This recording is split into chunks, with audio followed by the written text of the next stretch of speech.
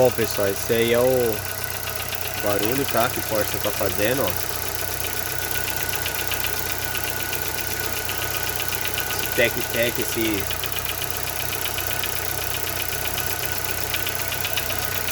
rajadinho. Eu vi que muitas pessoas aí com Corsa, esse motor Chevrolet aí, tem reclamado desse barulho.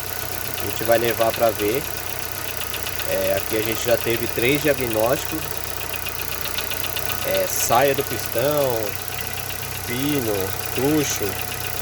Só que a gente vai abrir o motor e ver da onde vem esse barulhinho, ó.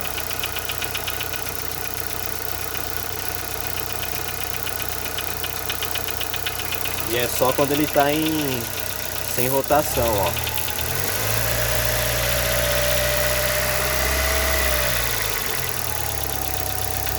Quando você acelera, ele não faz o barulho, ó.